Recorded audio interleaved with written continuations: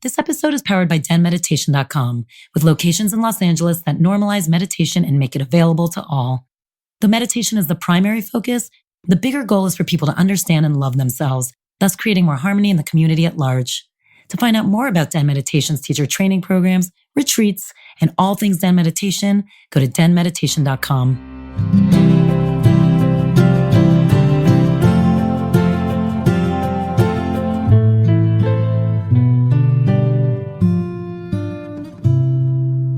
Oh my God, I'm so excited. Well, welcome to our first DENtalks Live, everybody. I know, and who do we have? And just so you all know, there's a calendar on your seats. We're going to be doing these once a month, whether it's a speaker or a panel. So make sure you can make your reservations.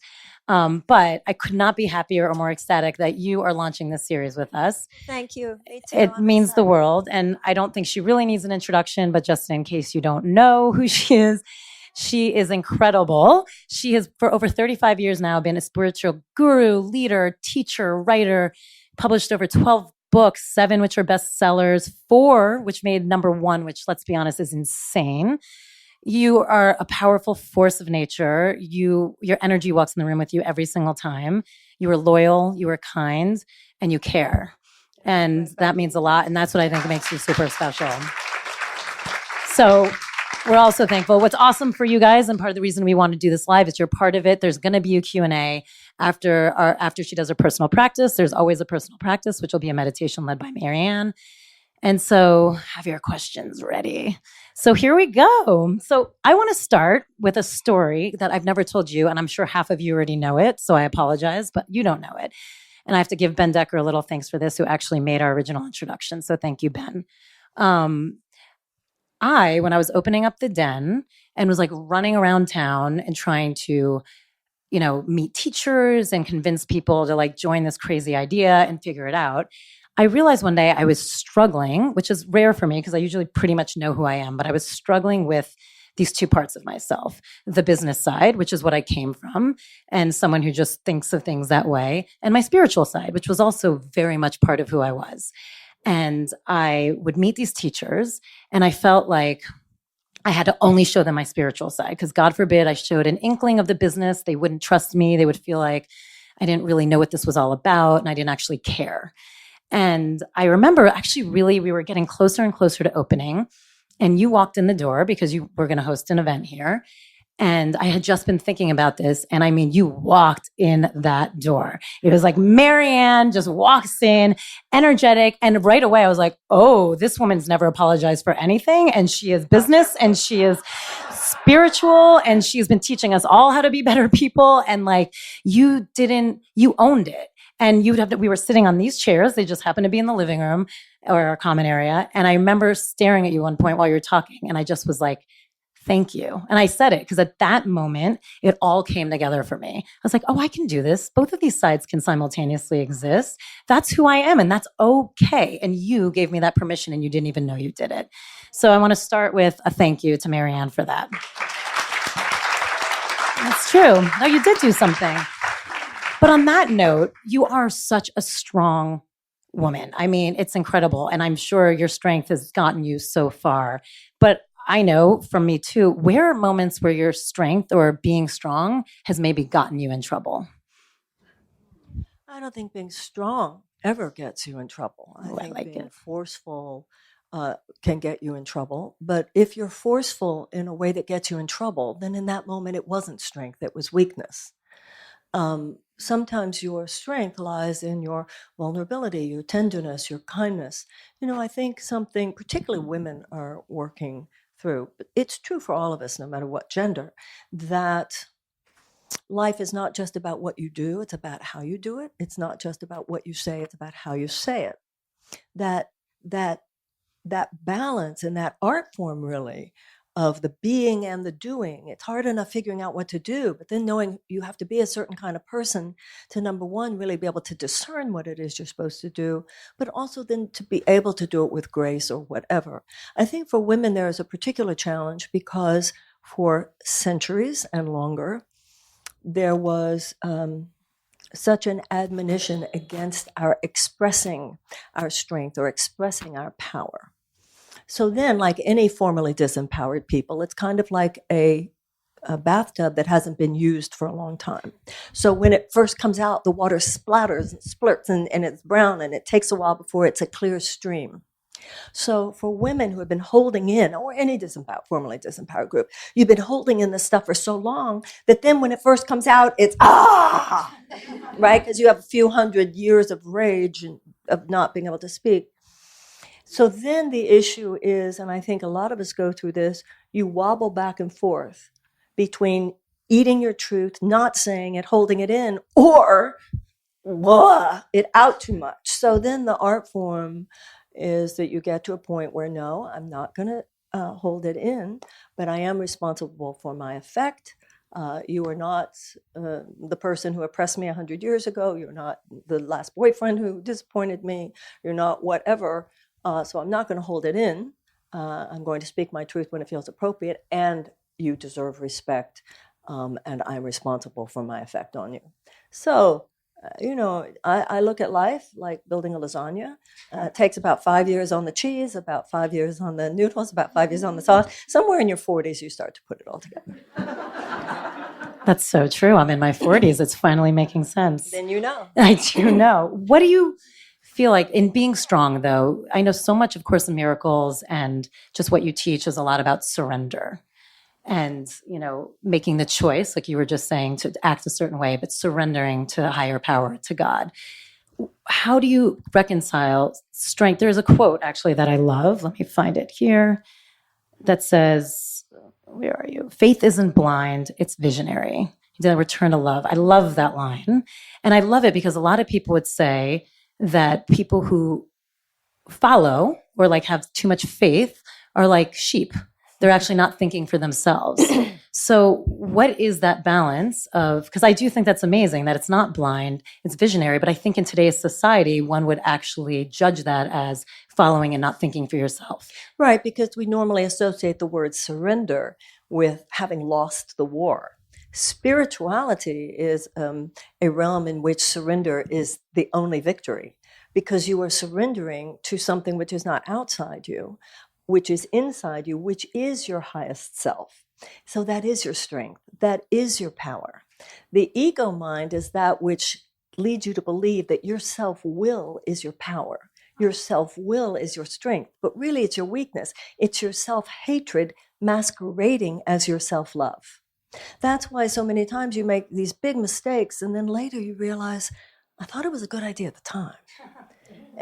Because few of us wake up in the morning. I don't think any of us have woken up in the morning and said, I'm going to self-sabotage today.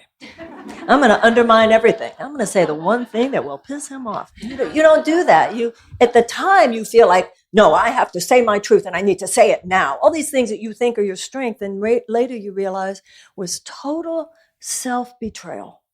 So the fact that and I think we have this whole concept of authenticity is so ridiculous. I authentically felt it. Well, you might have authentically felt it, but let's say it was your anger, your authentic self. No, your authentic self is your love. The fact that you didn't feel that wasn't your authentic feeling in that moment, doesn't mean that was your authentic self. So I think we begin to realize that the you that you feel like when you just wake up in the morning and you're just sauntering out into the world, blah, blah, blah, it's an illusion that that's your strength. The idea of you as a separate self and you're going to figure out what to do and you're going to go make it happen. And the higher consciousness community buys into some of that crap too. The idea I'm going to go out and identify your goals and make it happen. I'll tell you who identified his goals and made it happen. Adolf Hitler. So the idea, anytime a cell breaks off from the collaborative matrix of working with other cells to serve something higher than yourself, you're in a malignant state. And that's malignant in the body, and it's a malignancy in consciousness. And that's what's happened to the human race. We have been infected by a malignant consciousness, which is this idea it's all about me. And when you're in that state, it's a false sense of strength. And I'm going to go out and I'm going to make it happen because I can do anything. Yeah, you probably can do anything. That to know that you can do anything, you can make it happen, you can take the bull by the horns, which is suicidal, by the way, is not the spiritual mountaintop. The spiritual mountaintop is use me. There's an old gospel song, send me. That is our strength. That is our power. I used to see this slogan, God is my co-pilot. And I've always laughed at that one. If I'm in a plane and God's in the cockpit with me, he can fly this thing.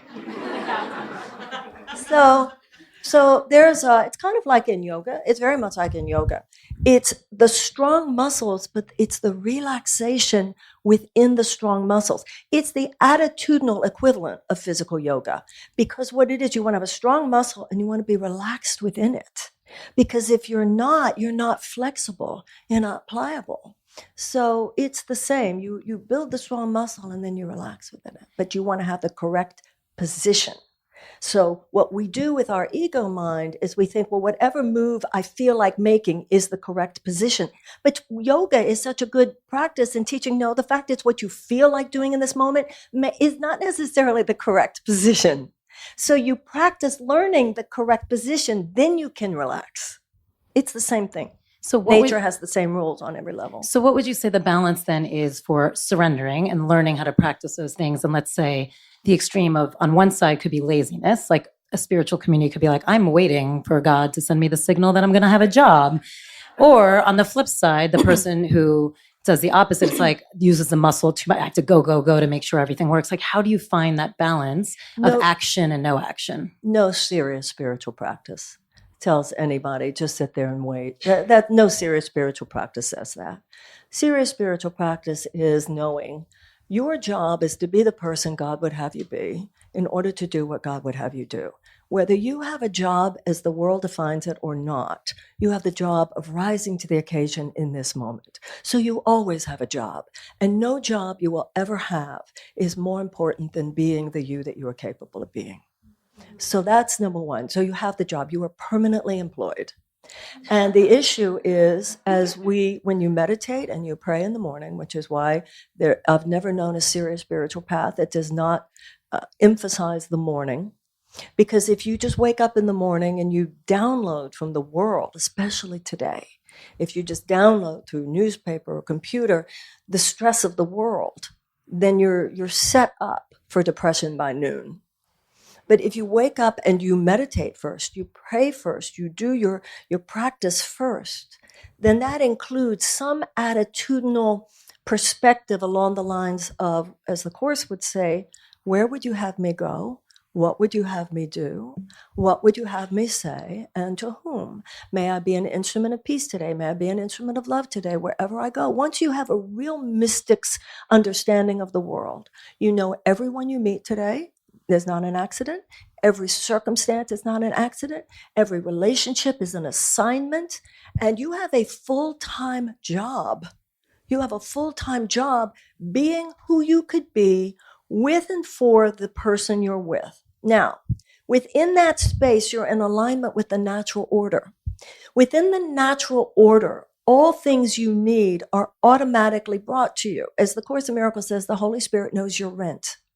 So if I'm doing what I just described, then if I need a job, my alertness to it, my openness to it, my willingness to work, my willingness to get a job, who knows? I might be talking to you, and I know that my main job is just to be there, and we're having a conversation, and you're mentioning about something or a project, and I might say, well, actually, I do that. And you go, really? Yeah, that's exactly what I do.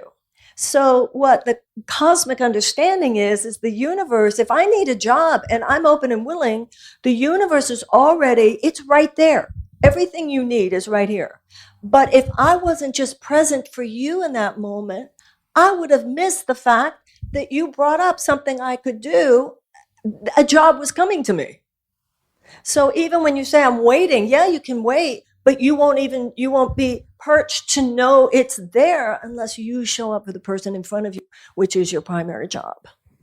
I love that. And this leads perfectly, because one of the things I really wanted to talk to you tonight is about prayer. And what is the difference of prayer and meditation? Because they get interlinked. Somebody said to me the other day, and it sounded right to me, he said, prayer is where you talk to God, meditation is where you listen. I think that's a little simple and, maybe too simple, but I know in A Course in Miracles, there's actually a brochure about prayer. And it says the highest level of prayer is not an entreaty of any kind. At the highest level of prayer, it's kind of like when you fall in love with someone or you're holding your baby. You don't want anything in that moment. You just want to be in that place. You just want to be in that place, that sweet spot. That is the highest prayer.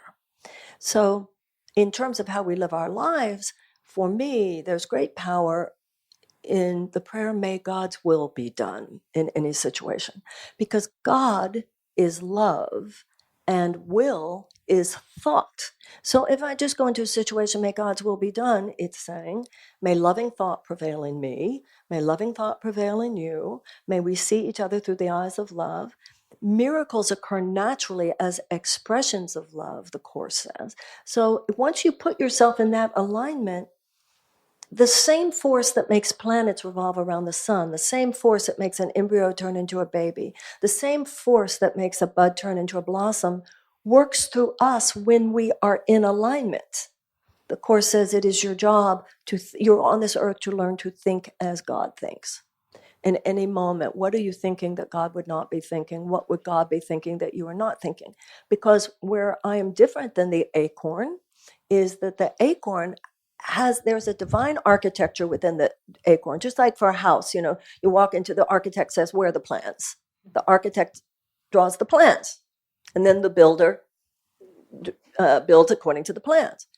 Well, the acorn, there's the divine architecture of the oak tree, but the acorn doesn't have a free will in the matter. You and I have divine architecture too, in the mind of God, natural intelligence, by which you become the woman you're capable of being, and I become the woman I'm capable of being. Okay. But where you and I differ from the acorn is you and I, in any given moment we choose to, can say, no. And that's that malignancy.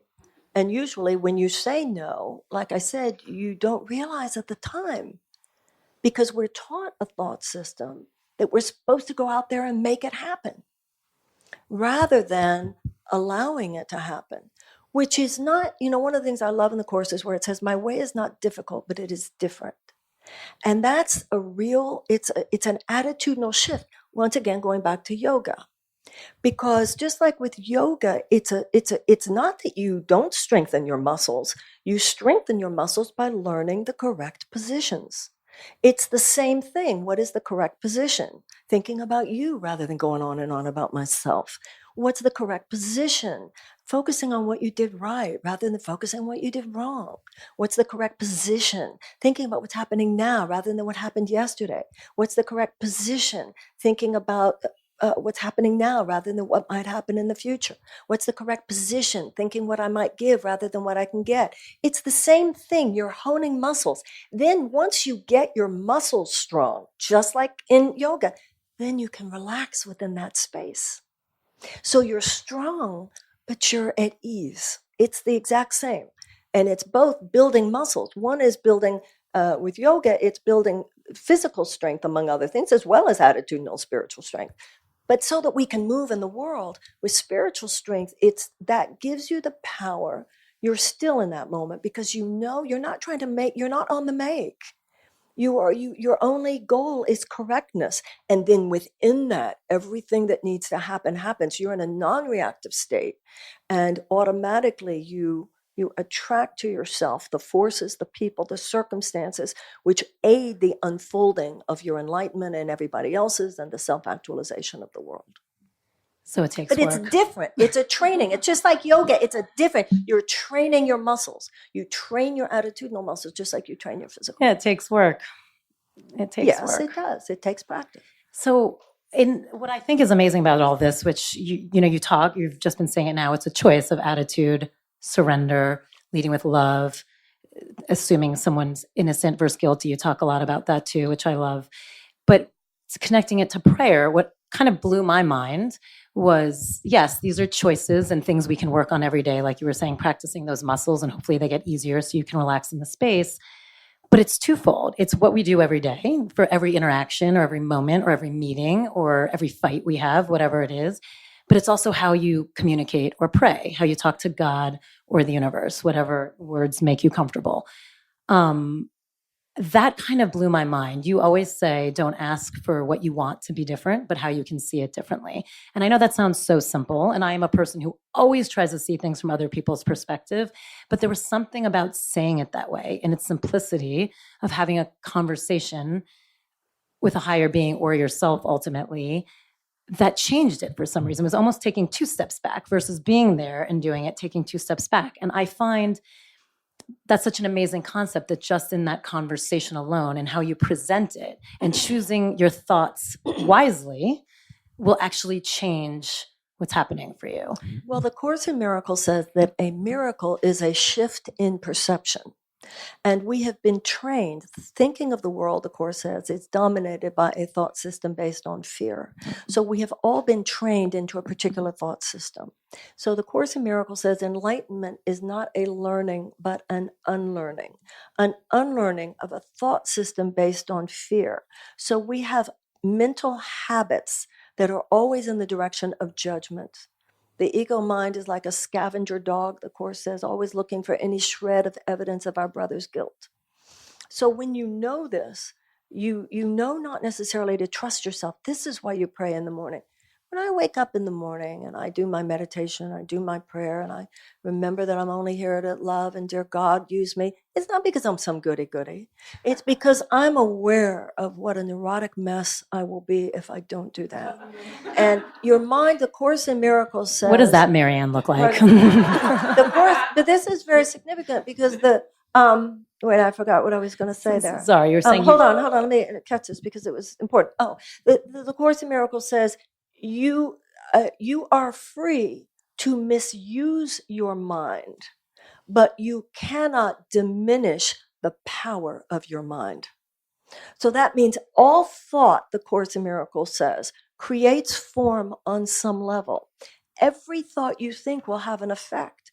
So once you realize how powerful you are, when you surrender your mind to God, it's a way of saying, may my mind be used in the service of love, because the energy is going to go somewhere. There's no such thing as a neutral thought.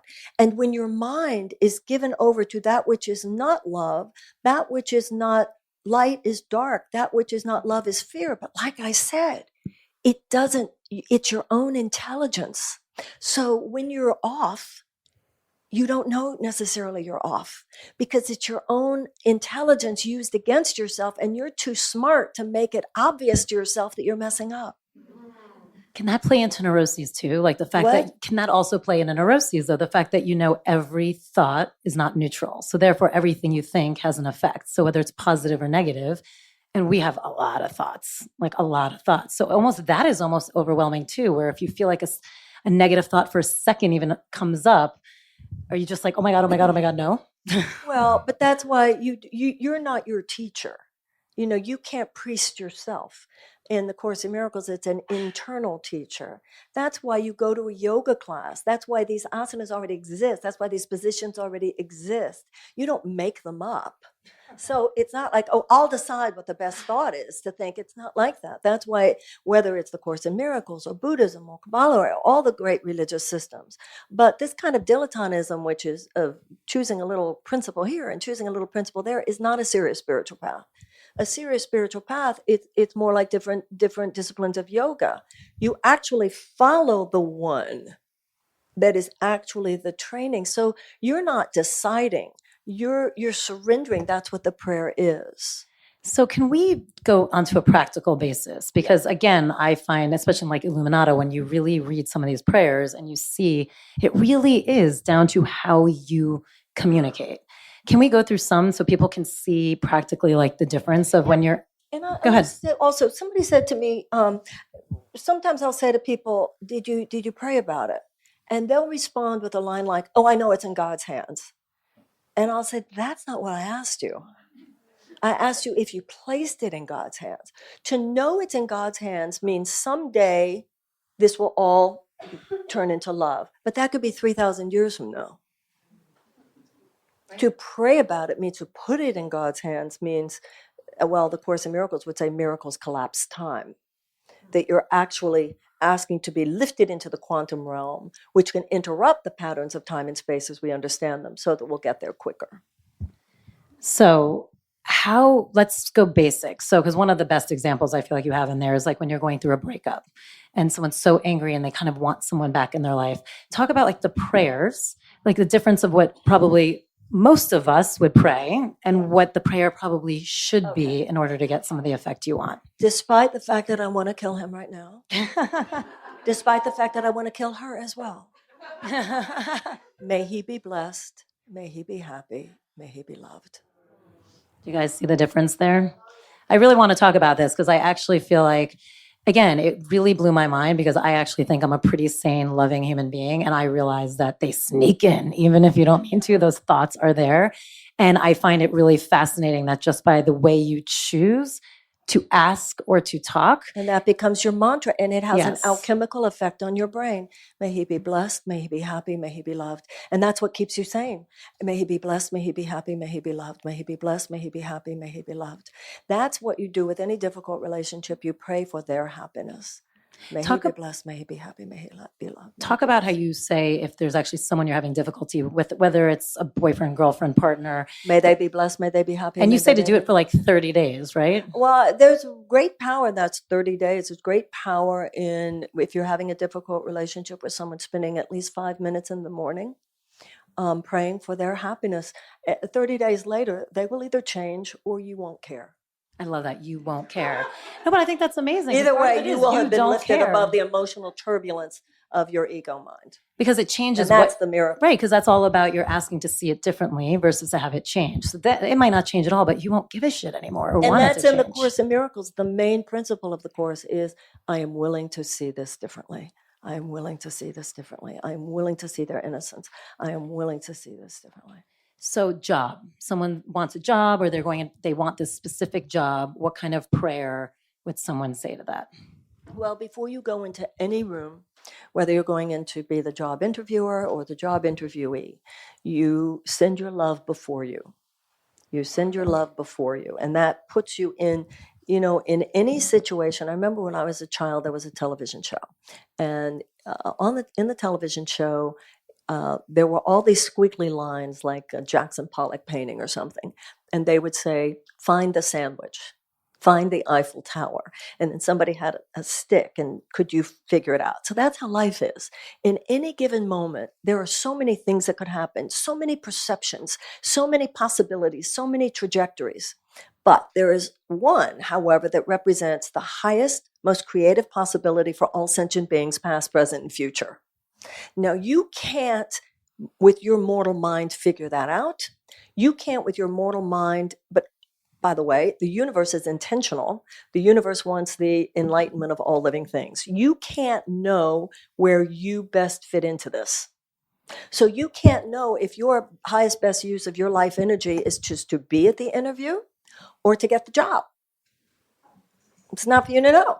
Your job is to dwell within the space of the highest possibility unfolding.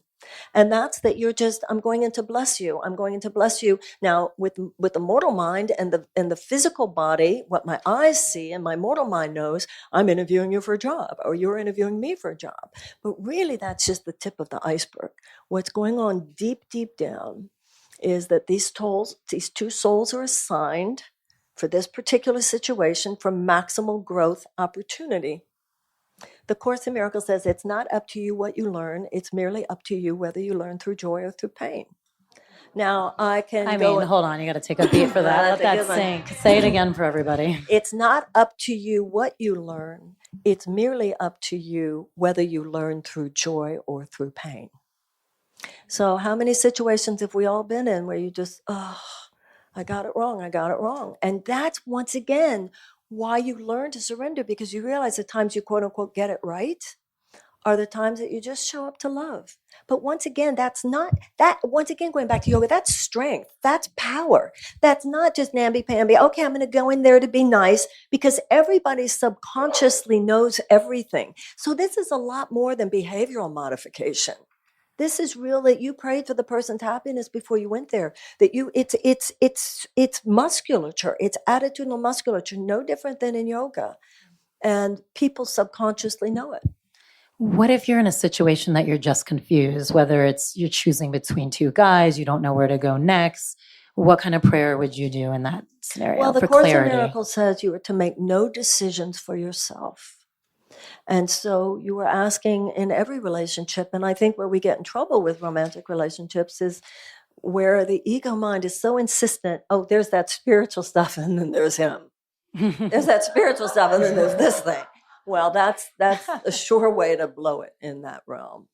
And so you're asking that the highest unfoldment, that you just be a blessing on his life and he be a blessing on yours, or she, or whatever it is. And that's an area where it's hardest to remember, but the most important to remember, because when you get it wrong in that area, such pain can result. It is amazing though, because even tonight I was praying before the event and I did everything, blessed ahead, also, let us be your vessel, let the information come that everyone needs. And still there's like this quiet voice in the back that's like, and please let it be good, and please let it be good. And so it's like, how do you, and I'd laugh. So then I had a whole conversation being like, sorry, I'm still working on this. I'm getting better. Well, God's not up there like rolling his eyes. But I think that what will happen is that you will experience, it's good, right? And it'll happen so good so many times that you'll just learn to relax. But it's just funny how you're trying to have these prayers, and like still I feel like we, as conscious as you can be of something, sometimes there's quiet little voices that you're still working it until out. we're enlightened masters, of course. We all go through that in whatever place we go through it. What I notice in my life and what I see with other people is we all have the areas where, in relationships, it's not like you're ahead and I'm behind. It's you have it a little easier in one area where I have it a little harder. I have it a little easier in another area where you have it harder, which is why friendships are important. So I don't have as much of that in this area of life, but I have that in other areas of life. So we all have those places where we are, usually depending on what your childhood was. So one last prayer. I'd love to take advantage of the fact that we have you here tonight. I mean, we've all been going through, I think, a tough time. And I think we all know people who have lost their homes or have lost families. And I think it would mean a lot if, A, what would a prayer look like in tragedy? And B, if you could give us one. Right now? Yeah, it'd be amazing if you can do it. Okay, I think it'd be helpful for all of us. So in the Course in Miracles, it says that there is no order of difficulty in miracles. So, and first of all, we allow ourselves to just, and there might be people in this room who yourselves, either your homes are affected by what's happening in those fires, or if we just allow ourselves to drop down and to really think about how many people, tens of thousands of homes have been lost. Some people are, it's a traumatic situation no matter what. Some people lost big homes and it's their second home and they have a friend they can stay with. It's still traumatic. For other people, it's they've lost everything, and some people have died. So you don't want to, this in the spiritual life, one of the mistakes of the higher consciousness community, another place where sometimes in the higher consciousness community we get sucked into the worldly illusion, is this concentration on happiness. And that's actually a corruption, because the real spiritual life, there's no serious spiritual path that gives any of us a pass on addressing the suffering of other sentient beings. So if we're going to pray about what's happening in Malibu and with that fire, we want to allow ourselves to really go into that place of realizing, bearing witness to the agony. In the Garden of Gethsemane, the night before the crucifixion, when the disciples wanted to fall asleep, and he said, "Can you not remain awake with me in the hour of my agony?" So that's the first thing where that spiritual power comes from, is our willingness to really think about those people who have lost their homes. We don't even know what's going on, actually, with some people who don't know where certain people are. People have lost their animals. I saw stuff on the internet, some people saying just spray paint on the side of the animal, your phone number, let the animal will know better what to do. I mean, there's just so many points of pain that people are going through. So that's the first thing, to really drop into that place where we are naked before the immensity of this. And then that gives the deeper in your heart you are coming from, the more miraculous power you can have. Because miracles occur naturally as expressions of love. So we like to sort of stay in the head, which is not where your miraculous authority lies. So from that place, let's pray. Dear God, we know that you know the shattering experience these fires have been and are for so many people. And first, dear God, we ask your blessing and protection on those firefighters, on the brave, heroic people who we know even now as we speak are facing such danger beyond what we can even conceive. People who are flying over fire in the places. People are getting closer than would be safe for any of us. The people who are poring over maps, trying to figure out what to do, who have been awake for hours and hours, who haven't gotten any sleep. We just allow ourselves to think of the human drama. And that is on top of all the people who are even now watching their homes burn, thinking of all that they have lost. The pictures of their children, the pictures of their parents, their ability to work, worried about lack of insurance, the level of trauma and despair. And now we remember that God is great. And we pray that legions of angels, the thoughts of God, now descend upon that area and descend upon the minds and the hearts of everyone living in fear, everyone making an effort. For the firefighters, may everything they need just appear. And may water flow down from the heavens, dear God. Whatever it is that is to be learned here, may it be learned. But may every miracle that needs to be worked be worked. May a great light dissolve this darkness and a great comfort come to all the people. And for those who lost their lives, may they pass in peace, and may those who love them be comforted in this hour of their agony. And we ourselves, dear God, surrender ourselves to be of use. In whatever way we can help, in whatever way we can serve. We send our energy, we send our love, we send our prayers. And if you want us to send our money to the fire department, we'll do that. Just let us know. We place ourselves in service. And we rejoice in the miracles to come. May all whose lives are touched in any way by those fires, the people, the animals, and the land itself, be blessed. May all aspects of nature conspire to work a miracle.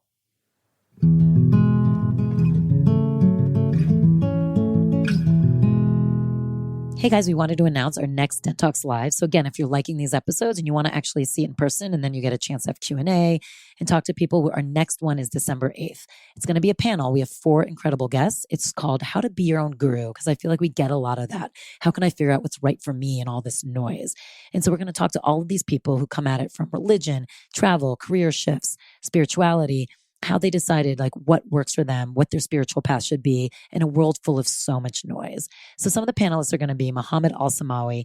He was raised in Yemen to a devout Muslim family. He started questioning his religious beliefs early, which led to death threats. He actually fled, hoping to save his family, but he fled right into the heart of the civil war between Iran and Saudi Arabia. Honestly, through just some faith and through Facebook, who knew, he put some flyers out there and some people from different countries actually saved him.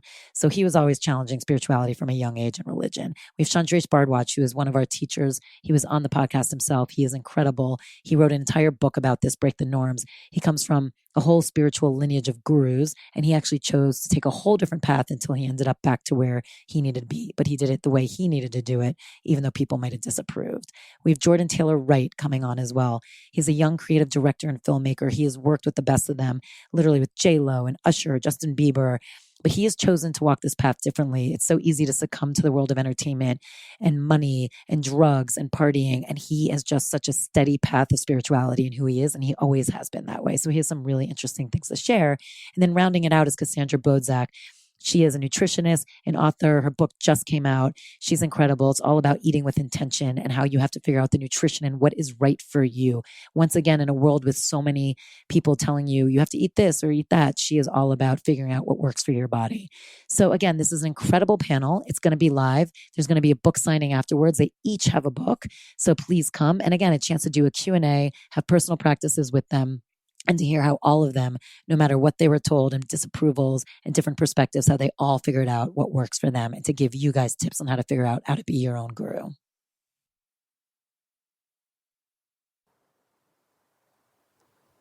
And so it is. Together, we all say, amen. Amen.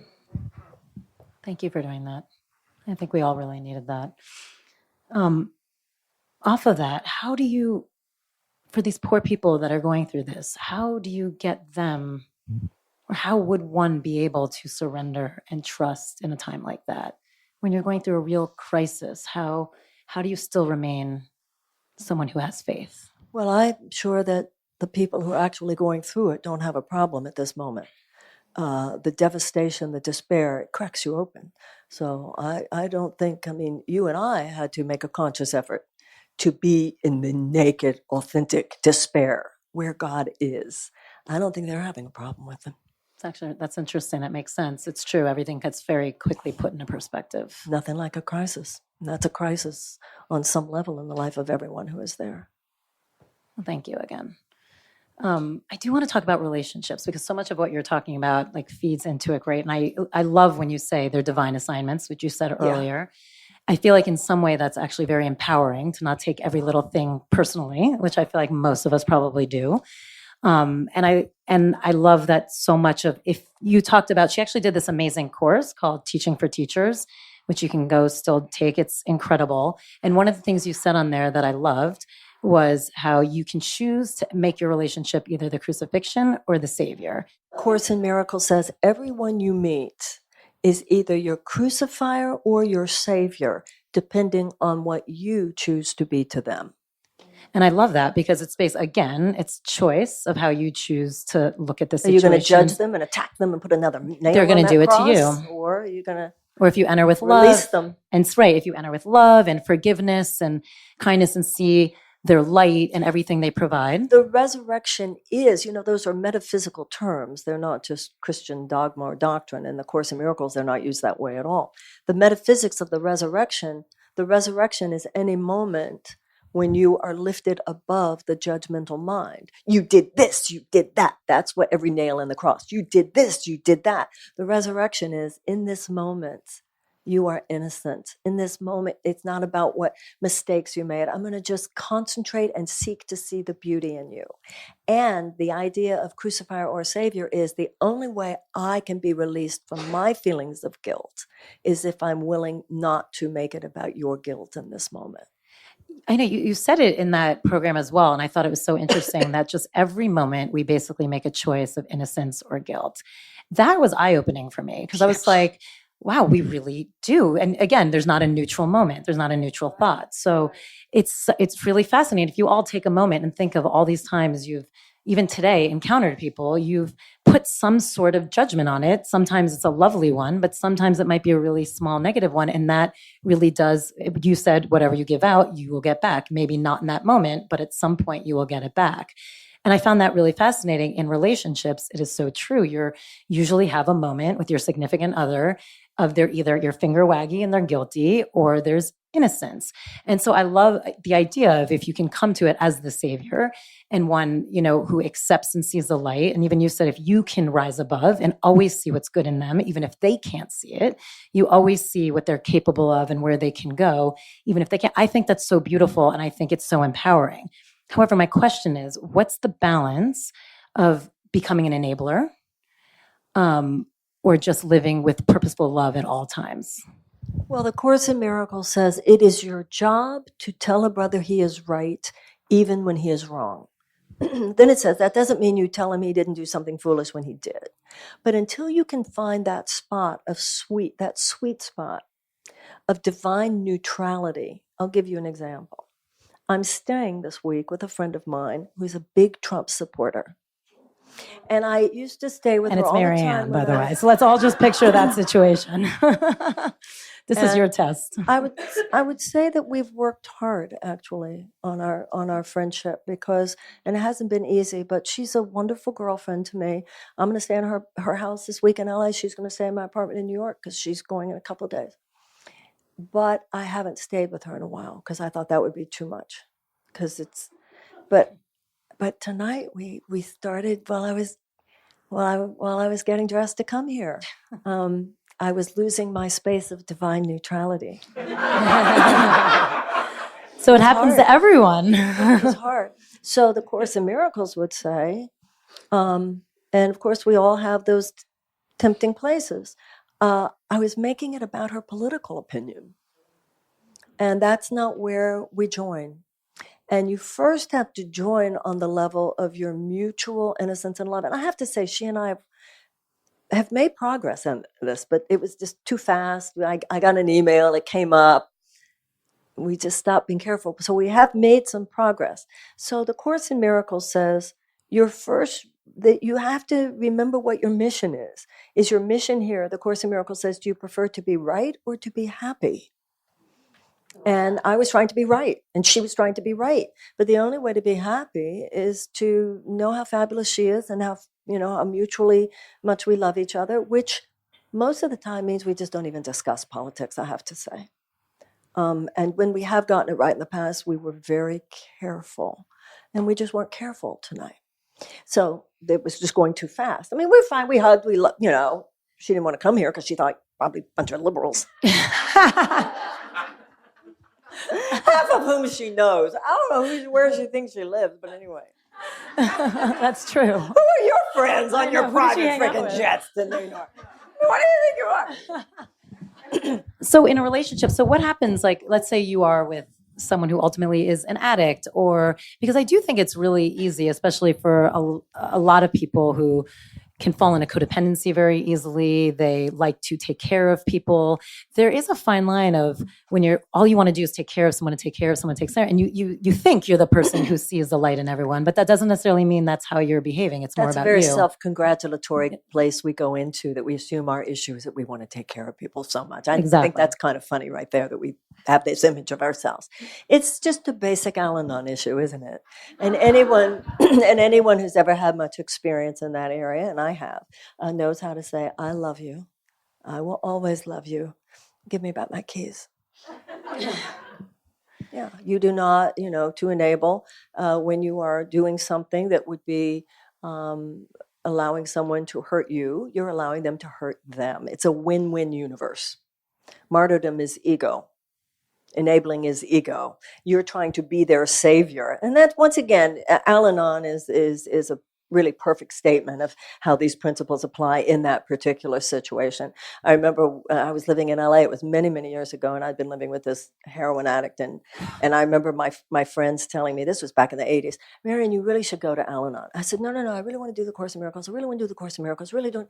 And then this little group of friends, and a few weeks later, a couple of months, okay, I get it. I have to tell you what I've come to and what I've realized. And they all sat and they listened to me, and they were quiet. And then somebody said, would have gotten that in Al-Anon in 2 weeks. So, there's truth spoken in many different ways. So you learn that love sometimes says no. And you'll learn this as a mother. Yep, love doesn't mean you're going to say, yes, you can play with those, scissors.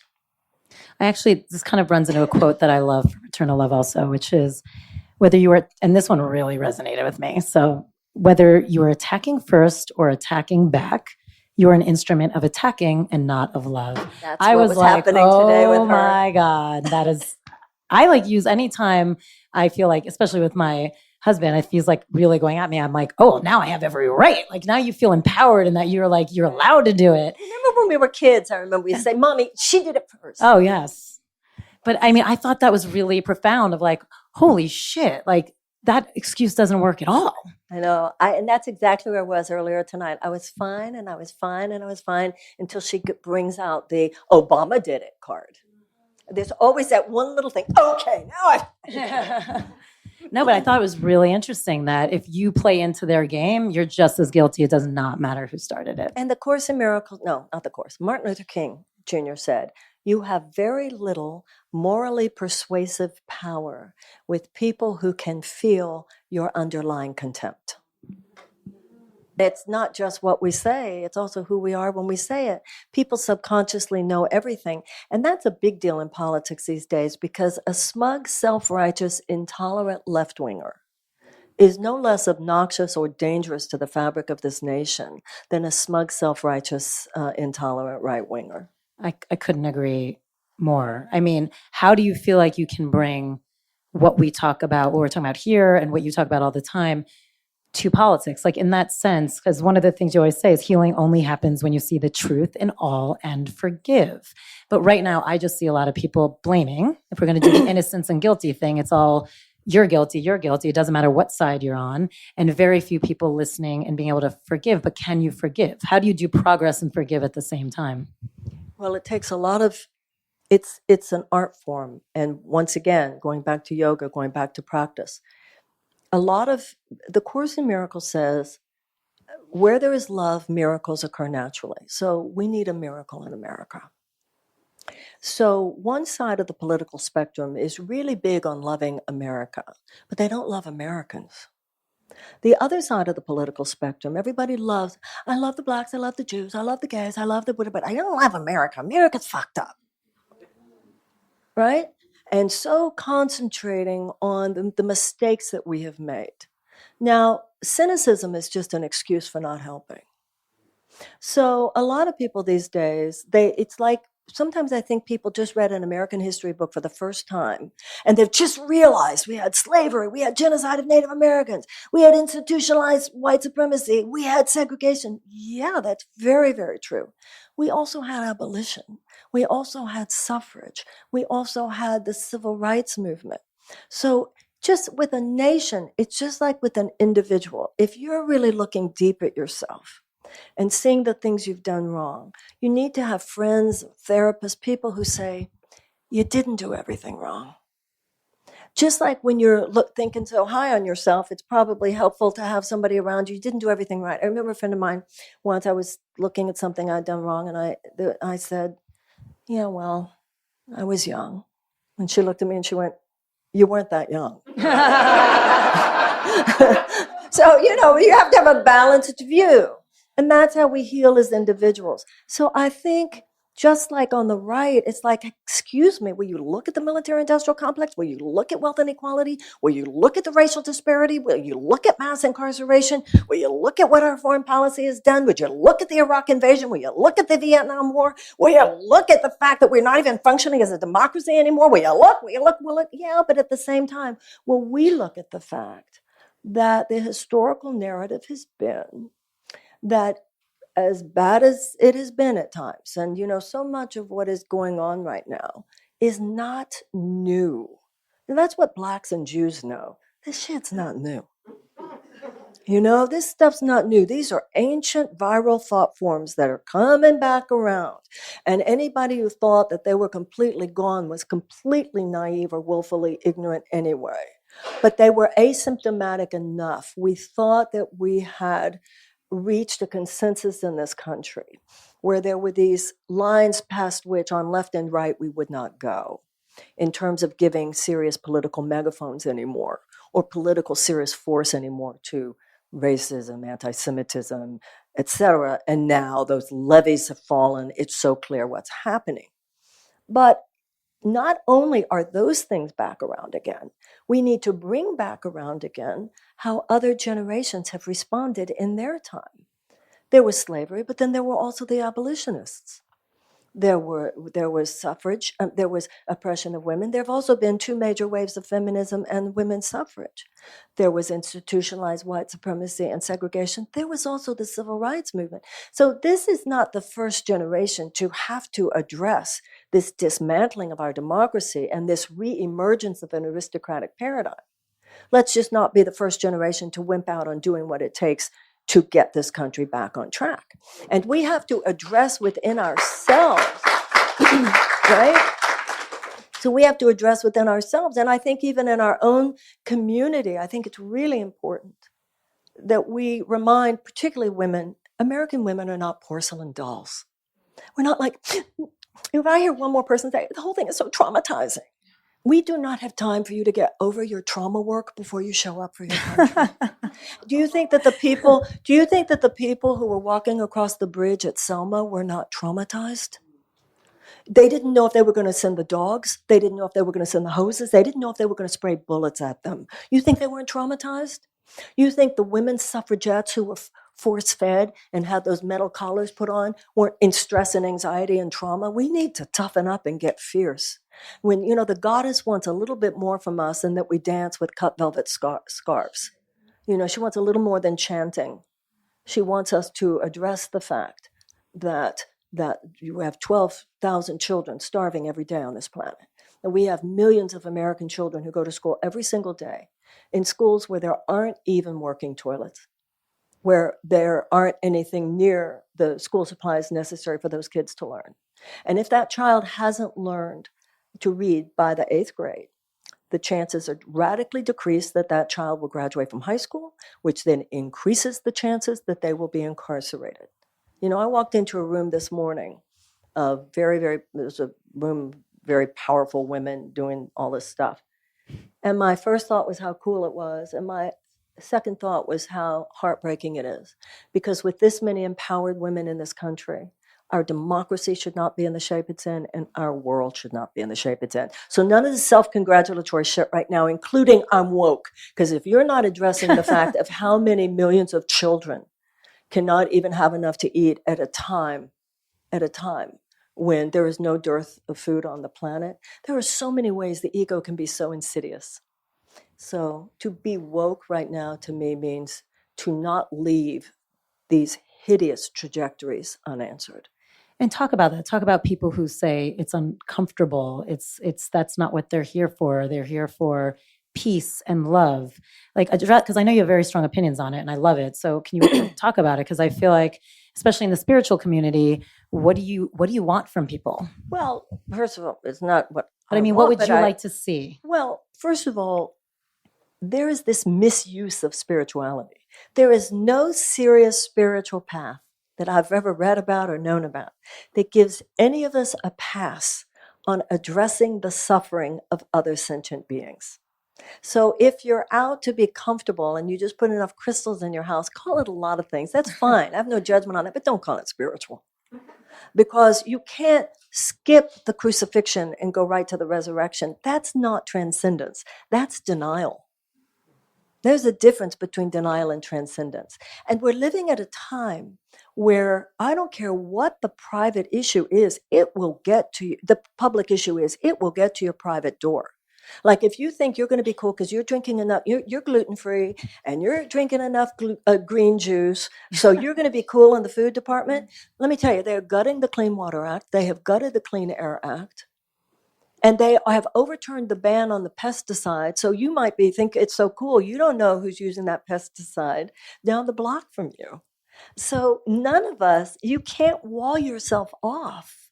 You can pretend you're walled off. And I think that with Trump's election, I think there has been this massive awakening. Don't get me wrong. I'm not saying we're all asleep, because we're not. I think we're living at a time of great awakening. But I've always felt that the spiritual community, we're the last people who should be standing on the periphery, infantilized. We should be the biggest grown-ups in the room. Because if you know what heals one heart, you know what heals the world. Because all that a nation is a group of individuals. Now, the spiritual community has been very sophisticated about personal darkness. So the spiritual community, because of a lot of recovery, people know there's no guarantee that if you keep drinking, you won't kill yourself. There's no guarantee if you keep the person that I mentioned about heroin, he died. There's no guarantee that if you continue this way, you will live. Well, we need to stop being so naive. There's also no guarantee your democracy will survive. There's also no guarantee that your planet will survive. And here we have this zero tolerance about personal abuse. You know, we would never in the spiritual community say to a woman who is being abused by her husband, go back to him because you just want to be filled with love. So if we wouldn't say yes to an abusive husband, why would we say yes to an abusive president? So I think that there are the same principles, but we heal one aha at a time. And I think the spiritual community, we have put ourselves in this little convenient bubble, and the culture hasn't given us any credence because we're not acting like serious people, but we've found it convenient. And that's why at my lecture last time in New York, I talked about those two women who were killed at the yoga studio in Tallahassee. That's the first time it came home to us. Mm-hmm. And I felt about those women the way I felt I'm a Jew, and the way I felt about that synagogue and the Jews who were killed. I felt the same way about the women at yoga class. It was like my tribe. That was like any, women here. As a matter of fact, I talked about it.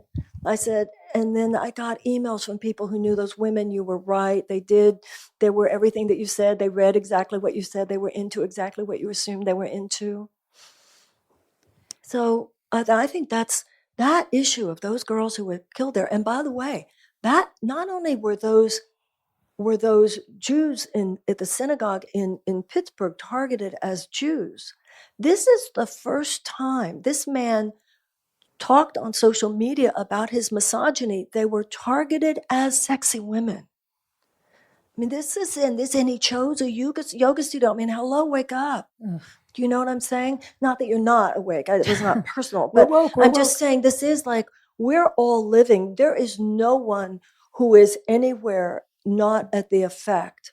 And I felt that those murders were really they hit home. Do you feel like that there's a way to accomplish this? Do you feel like the divide that's happening in our country is necessary, or there's a way where we need to heal that fracture in order for this other stuff to heal? Well, once again, going back to what the Course says, it's not up to you what you learn. It's merely up to you whether you learn through joy or pain. No, it was not necessary, but it was inevitable given the chronic disengagement of too many people in this country, including all of us. The intellectual elites of this country on both the left and the right should have known that if you put together a combination of chronic economic despair among millions of people, and you partner that with an under-attention to proper educational opportunities for all people, that is a prescription for fascism. And there were so many people enjoying their nice cocktail parties in LA and New York and Washington, but you missed that, didn't you guys? This did not have to happen. And enough of us, all of us have to look as individuals and as communities what we thought other people were taking care of. It wasn't in your neighborhood or whatever. But I think that now many of us are looking. I think we need a whole person politics. We've done with politics what we used to do with medicine when we only had an allopathic model. We only addressed externals. And you didn't address nutrition, you didn't address exercise, you didn't address spirituality, you didn't address the proactive cultivation of health. And then when the inevitable symptoms of sickness arose, you just sought externally through external allopathic means to suppress or eradicate the symptoms. Those days are over. We know now that health is not the absence of sickness. Sickness is the absence of health. You have to proactively cultivate health. So now we are learning. We did not attend to our democracy. We took it for granted. We thought somebody else was handling it. We did not tend deeply to justice. We did not tend deeply. We didn't really ask ourselves what it would mean. You know, we're the only country in the world that bases our educational funding on property taxes. We're the only country in the world that does that. So that means that if you are raised in a poor neighborhood, you're going to have a less good education. Your chances of remaining in poverty are increased. And we're all wondering whether your kid's going to get into Harvard Westlake or Country Day or whatever. So we all, I think a lot of Americans are realizing and it's not about blame, But, only a sociopath has no remorse. Only a sociopath has no regret. And so when you're going through a crisis, whether as a country or as an individual, part of the pain of it is having to look at some things that are painful to look at. Now, that's why I'm so against the overprescription of antidepressants. You don't want to be desensitized to this pain. You don't want to be desensitized to this pain. We're living at a time where if you're looking at what's happening in this country and on this earth right now, and you're not depressed, who are you? Agreed. Sometimes the fact that we are disturbed is a sign of mental health. And I think the fact that American women for so long have been something's off, something's wrong, that's millions of years of evolution at work in you. Because just like you would know, and I know this as a mother, I'm sure you do, you walk in, something's wrong, you can feel it. It's millions of years, you can feel it. And we felt that about the planet. Something's off, something's off. We need to be listening to that more, not covering over the pain. So on your Love America tour, what are you seeing? Are you seeing people ready to? I'm seeing such wonderfulness. We are a good people. We are decent people. Americans are just like everybody else. I remember many years ago, there was this little girl who fell down a well. I don't know how many of you, this was a long time ago. Yeah. If you're old enough, and the whole country was like, did they get her? Did they get her? That's all anybody was talking about. Did they get her? Did they get her? If you put one child in front of an American and we see one suffering child, we'll do anything. But collectively, our capacity for grandiosity and denial, which can so easily be taken advantage of by nefarious forces, is almost off the charts. That's why Americans are very good with the screaming emergencies, but way down the charts on the silent emergencies. If there's a tsunami, if there's an earthquake, America's there first.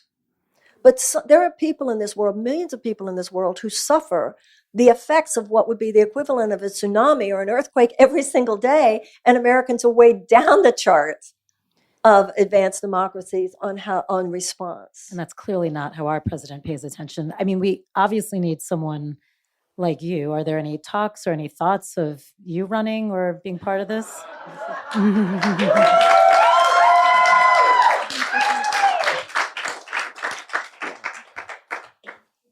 Yes. If my father were alive, he would say, this must be responded to. No, he would say, this must not be left unanswered.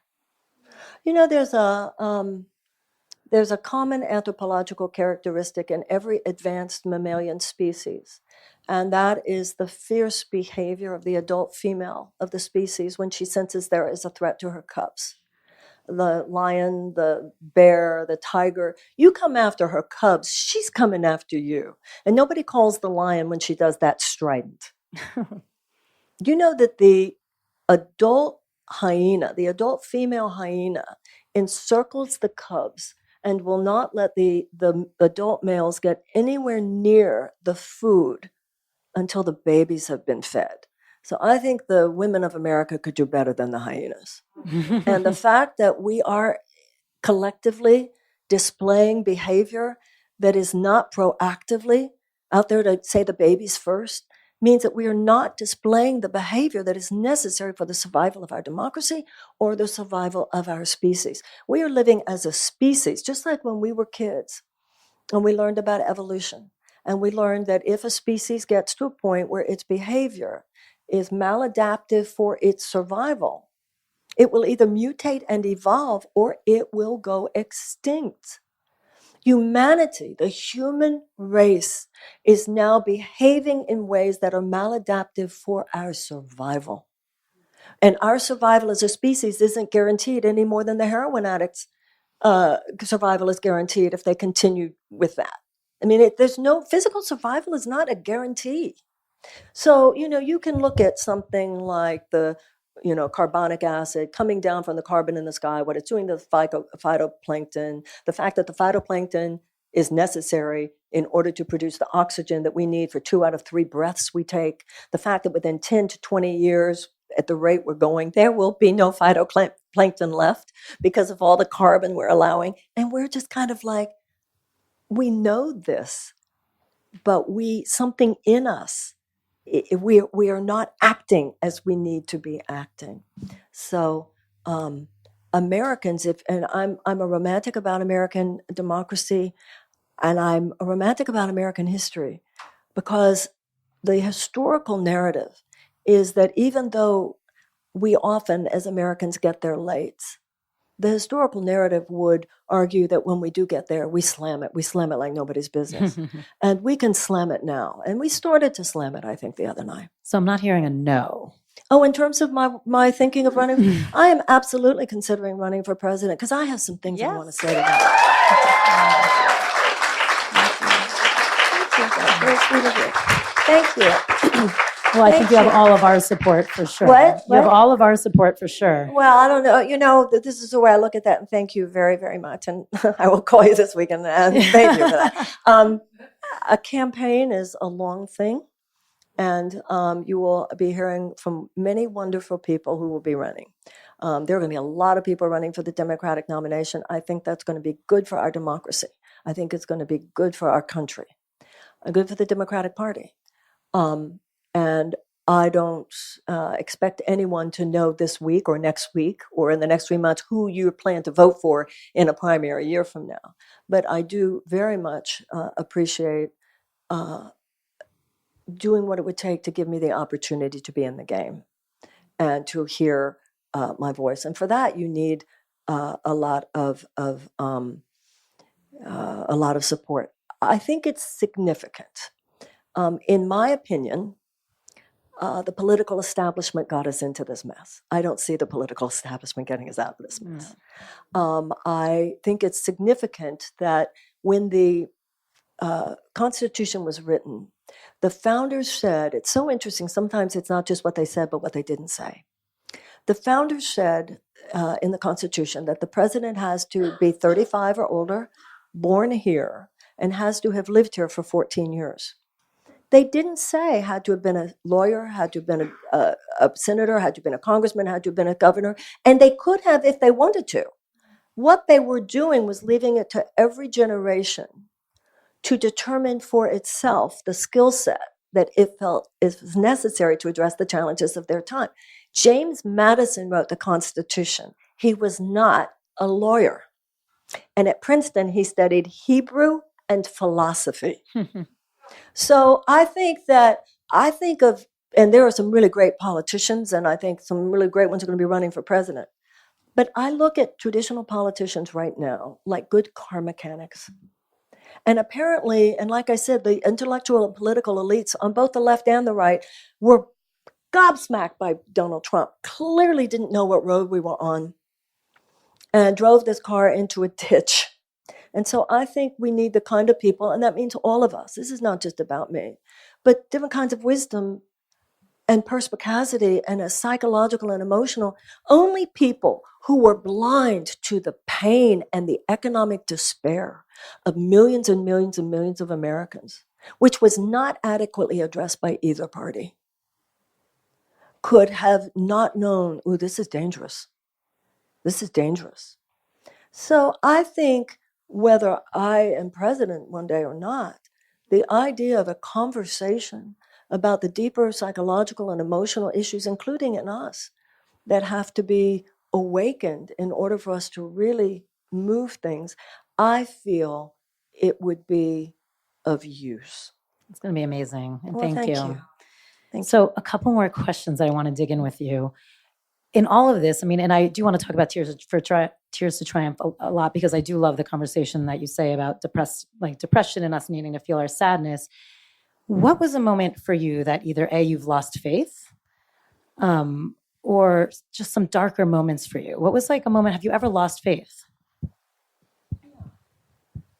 But yes, I have. But I have come to understand that the sun is always shining. What I've lost faith in is myself. I've known my whole life the problem was not God. God was never not there. But there have been times when I did not choose God. Many are called, but few are chosen in the Course in Miracles means everyone's called, but few care to listen. So my moments of despair have been my horror at myself. What does that look like for you when you're in those low places? And then how do you make the little baby steps to get Well, out? that's what that book is about. That's what Tears to Triumph is about. And what I talk about is, and that's, going back to that whole conversation about the overprescription of antidepressants. I'm not talking about bipolar. I'm not talking about schizophrenia or anything like that. That's not my expertise, my knowledge base, my purview, my lane. But when it comes to the spectrum of normal human despair, that is my lane, because that is spiritual purview. So having lost someone you loved, or a heartbreak, or a divorce, or a financial or professional failure, or losing money, all those things are very painful, but they're not a mental illness. And the psyche has an immune system, just like the body does. The immune system is important because it means the body can take quite a bit of assault and injury and integrate it and heal from it. But so does the psyche. That's what grief is.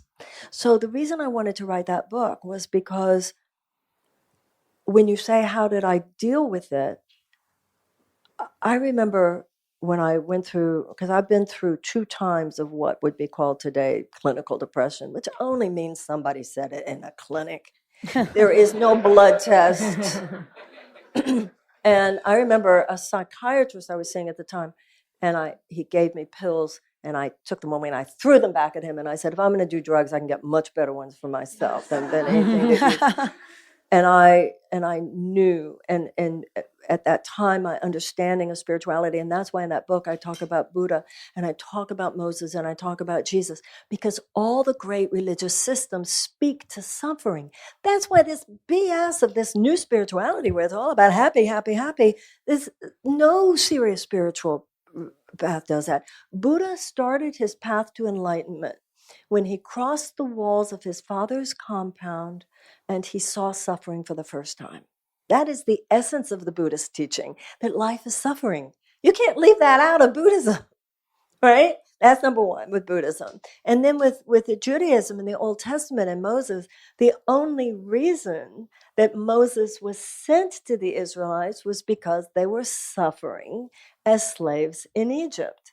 And in Christianity, you can't leave out the fact that Jesus suffered on the cross.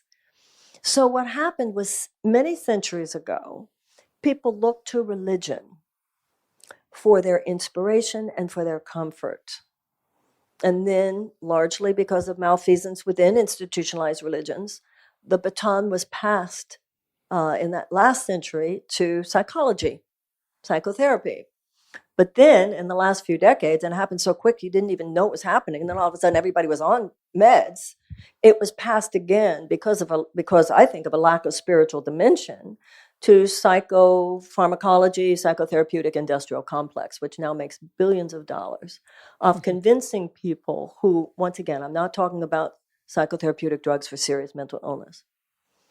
But I'm talking about the fact that these difficult times in life, particularly the reason this has been so painful for me to watch, is because of all the young people, particularly young women. The 20s are hard. So hard. The 20s are hard. They're not a mental illness. And the FDA has issued a black box warning that for people 25 years old and younger, these antidepressants can increase rather than decrease suicidal ideation. This is a very, very serious issue, and that people are finally admitting, yes, they are addictive. So this issue of desensitizing ourselves to our pain has implications that goes beyond the individual. What were we thinking when we were being told we were going to invade Iraq? And we were being told that this country that had not done anything to us, that had nothing to do with 9/11, that even if they had weapons of mass destruction, we do business with countries that have weapons of mass destruction every day.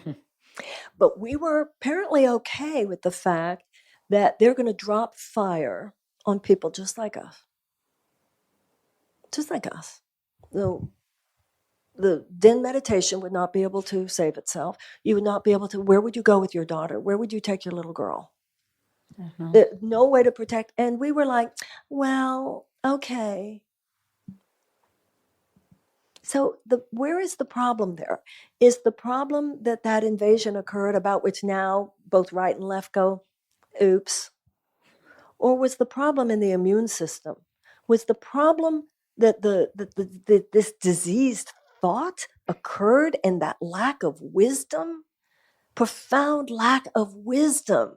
Or was it us who apparently were so desensitized? What were we thinking? What were we? So it's always about us. That's what you learn in crisis. You stop pointing at the other people and you look at yourself. And I think we need people who are willing to look deeply. Whether, that's the problem with traditional psychotherapy. Somebody says, "What's going on in your life? Why are you upset today?" Rather than realizing many of us are upset because of things that are the forces that all of us are the effect of. Or talking about the spirituality thing, too often people go to psychotherapy today and the therapist says, "Is this relationship really giving you everything you need?" As opposed to what therapists should be saying, which is, "Are you really giving everything you have here?" So psychotherapy, like everything else, whether it's politics, psychotherapy, education, business, everything is expanding because we're expanding and evolving into the realization that this spiritual component, the lack of it, is what has led us into very dark places. And the reassumption of it is what will lead us to the miracles with which we can move into the 21st century unburdened by the insanity that in too many ways was endemic of the 20th, particularly the late 20th. Do you feel that forgiveness, because I know that's a big part of what you talk about everywhere, is the key to happiness? What do you think the true key to switching? And like, for instance, do you feel like a difference between an unhappy person and a happy person, no matter where they come from, is the choices they're making as far as perspective and how they're coming through the door? Well, the Course in Miracles says forgiveness is the key to happiness. But when the Course in Miracles talks about happiness, it's not saying old-fashioned happiness, "I'm spiritual, you're a jerk, but I forgive you." The Course says that's judgment. Forgiveness, the way the Course in Miracles talks about it, is you are love. And you may or may not download that love and express it in any moment, but you are love. And I am love. I might not have downloaded that and expressed it in any moment, but that's an undeletable file in me. And my happiness lies in knowing. It's like my friend that I was arguing about Trump tonight. We were both unhappy because we were identifying, we were talking to each other's political opinions rather than, and like I said, we've made progress in our relationship, and I think it's kind of touching the way we work on it. But we were not disciplined. Disciple and discipline comes from that same space. Like with yoga, we were not correctly positioned. So yes, forgiveness is the key to happiness. And then the second thing, you said something after that, though. About the difference between an unhappy person and a Yeah. happy person. Well, I think even a happy life has sad days. Mhm. I mean, I'm a happy person, but I have sad days. And until we're avatars, that will be true. So we don't want to be, when I was a child, when I was younger, the Stepford image, a Stepford wife, was something to avoid. Today, we almost talk like it's a goal. Sometimes I love the Buddhist story about the Buddhist monk at his master's grave, and somebody comes up to the monk and says, "Oh, I thought you were enlightened. Why are you crying?" And the Buddhist monk says, "Because I am sad." You'd be sad. It is true. There's a weird expectation of having almost no emotion. Now, the Course in Miracles says happiness is a decision we must make. But that doesn't, the 3 days between the crucifixion and the resurrection, the 40 years between between slavery in Egypt and the promised land, it looks like this. Let's say you've broken up with someone and you're very heartbroken about it. And you keep praying, may he be happy, may he be blessed, may he be loved, may he be happy, may he be blessed, may he be loved. And dear God, you actually look at all the gunk in yourself. Well, I had an expectation, or, oh, I tried to control him, or, oh, I can see where that would have sent him away, or, oh, all that stuff you have to go through. It's painful. But that's that 3 days between the crucifixion and the resurrection. Only doing that work will get you ultimately to happiness. So the ego wants you to get the cheap and happy, the cheap happiness, which other people calling you up and going, girlfriend, he's terrible. He's terrible. You should be angry at him. So you get the cheap feeling of better, but it can't make you happy. Only doing the work of real forgiveness of yourself and him will make you happy. Only the real work of atoning for your mistakes and forgiving him for his will make you happy, but not immediately. So you're sad on your way. And then it's like that wonderful Sting song. He has so many songs that just have these profound spiritual, and then all of a sudden you're laughing and you get it. Is it harder to forgive yourself or someone else? Well, I think everybody's different and every situation is different, but it's ultimately the same blasphemy to attack yourself. The Course in Miracles is, like I said before, only a sociopath has no remorse. Only a sociopath has no regret. So the Course in Miracles refers to temporary discomfort being temporarily aroused. When you know you blew it, it's appropriate to feel terrible. And you don't want people around you go, oh, don't feel bad. It was meant to happen, or something like that. You didn't make a mistake. You can't make a mistake. Yes, I made a mistake. And I denied myself something important. You want people who bear witness to your agony and remind you didn't do everything wrong, but not who try to take away from you the fact that this is rough to have to look at. So, but the Course says, after a point, and it has to do with those 3 days, that 40 years, after a point, and I see this in myself, if I'm down on myself about it, but then there comes a point where you get onto the work of, I just want to be a better woman now. And if you hold on to it too long and just are down on yourself so much, that's just the ego's, the Course says that's just the ego assuring you'll do it again. You know, I always say it's 3 days between the crucifixion and the resurrection, not 9 days. 40 years in the desert, not 120 years in the desert. And I noticed that in life about processing things. And I've seen this. I remember when I ran for Congress, and people, when you do anything in public, people are looking. And I notice this when people ask me questions at my lectures. People are looking how you respond to situations. And there's nothing wrong with that. So people want to know how you fail as well as how you succeed. Mm-hmm. And I remember when I first, after that election, people were so kind to me. And I'd see people on the street, I voted for you, and I'm so sorry. People were so kind. After a while, though, I could tell, because I was doing my work, and I could just see it. Sometimes people would go, they were happy to see that I wasn't, I don't know, people notice how there's a time when you go through something, whether it's a personal pain or public pain, people are there for you. But after a certain point, they want to see you not suck it up, because you're not sucking it up at that point. You've processed it. So if you went through a divorce or you went through anything painful, people are really there for you. And then people have they're no longer that attracted to hearing the story again if it's gone on too long.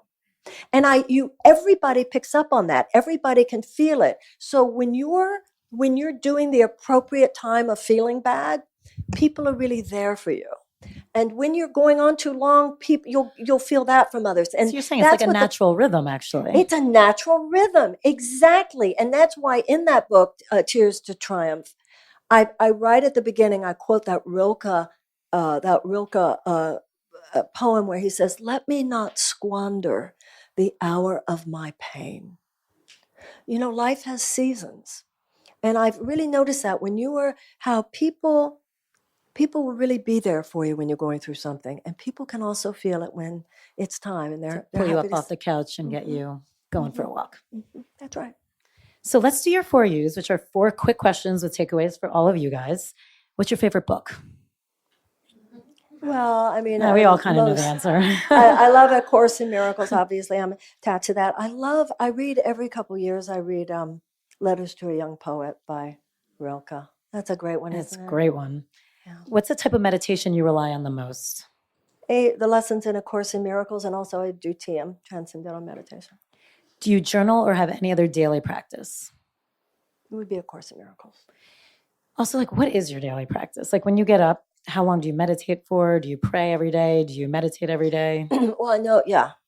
And as I said earlier, the Course in Miracles says that the morning is extremely important. If you wake up in the morning and you go straight to the computer and the news, especially today with everything going on, you just download the consciousness of, that's why everybody's so angry, because you're taking it in. And then of course you're going to be depressed by noon. So in the morning, and when your mind is open to new impressions, before you go there, think about God. You take a shower or bath to get yesterday's dirt off your body. You meditate and pray to get yesterday's stress off your mind. And so whether it's TM or picking up the Course in Miracles or even just my own reflection, I try to even if I'll pick up to see if there's a text from someone, I won't go then put it down. Don't go any further than that. Go get your steel core. And do you feel like when have you messed up? Like when are the times where that email just distracts you so much? I won't do the email. If you don't have my cell phone, then you couldn't. If you have my cell phone, then your text might be something I want to look at right now. But if you don't even have my cell phone, why would I be looking at your email right now? No, because it'll get me off my steel core. And then you have that, and it's everything we were talking about your. If you take care of the vertical, you'll be able to be effective on the horizontal. The key to power in this world is knowing you're not of this world. The Course in Miracles says everybody has a guilty secret that they think only we think. Everybody has it, and it's this thought,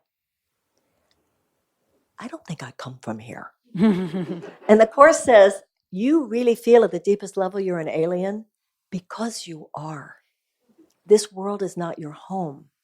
So first, you claim your home, which is in a realm beyond this world. Then, and only then, can you be comfortable in your skin. That's the counterintuitive thing. The only way to be comfortable in your skin is to know you're not your skin. And the Course says over-identification with the body puts a stress on the body. The body is not meant to carry, and that's the cause of sickness. That's incredible. And frankly, it's also, again, I think even thinking in that perspective helps performing and doing the work so much easier, because then you start realizing, wait, we're all the same. We're not this. There's no guilt. There's no innocence. I can lead with love. Like all these things you're saying you need to do. I feel like that really helps looking at it from that perspective. Yeah, well, it's everything, because it's like when I said before, the malignant thought is it's all about you. How could you and I be here right now if we thought we had something special to give? The stress of that. And then you're worried that people are going to realize really you're a fraud because you don't. But you don't. It's just that somebody has to be the one saying it. And in this particular situation, we're here, so we must be it. There's nothing more special than that. The Course in Miracles says all of the children of God are special, and none of the children of God are special. 90% of the time, the advice that will liberate you is to say to yourself, get over yourself. I think we should end on that, because that's amazing. I mean, that was incredible. We'll still do a Q&A, and she's going to do her personal practice, which will be a 5 to 10 minute meditation. So stick around for that. So the Q&A will be after. I want to say thank you, though, because our listeners I just think you're so fabulous. Have you told everybody we were in Israel together? I mean, no, but we had an amazing trip in Israel together. I just think you're tremendous, and I think your place is beautiful, and I'm not surprised that it's I just think you're wonderful. I love you. I love you too. And like I started and said, you are an unbelievably loyal and kind friend amongst just one of the most brilliant spiritual teachers out there. Right back at you. Thank you. So thank you. But I do want to say, you guys, if you haven't subscribed yet, please do. It really helps us. And please write a review as well. Marianne.com, go to her website. If you didn't sign up when you came in for her email list, please make sure on the way out that you do sign up. Marianne.com has all of her events, all of your talks. Always here once a month at the Saban Theater. And you're lucky because it's also this Monday. Tomorrow? Right? Yeah, 2 days. Monday. No, Monday. Yeah, this Monday. And she's here once a month. And the 10th? 12th December. And also, again, I mentioned the Teaching for Teachers program, which she just did, which is incredible. And you can get that on her website, too. And if I may, as I said, I don't know for sure, but because you never know until that last moment. but I am considering the possibility of running. And if you have an opinion about that, I'd love to hear your opinion. Well, I'd let's love make to the hear it opinion tonight or loud on right Monday. now. I meant personally, but thank you. Sounds pretty good to me. Thank you so much. So thank you. God bless you, Tom. And you guys Thank all you stay so put. much. But for everyone listening at home, thank you so much. And you're amazing. And thank you for just even Takes your one energy to know walking one. into this Thank place you, for honey. us. Thank you. Okay, so now we're going to do your personal practice. How lucky are we? We got a meditation from Marianne. Is that what we're doing now? Yeah, like a 5 to 10 minute meditation. Okay. All right. We see in the middle of our mind a little ball of golden light. We watch this light as it begins to grow, larger and larger, until now it covers the entire inner vision of our mind. We see for ourselves within this light a beautiful temple. We see a garden that surrounds the temple and a body of water that flows through the garden. We see that the inside of the temple is lit as well by this same beautiful golden light. And here we are.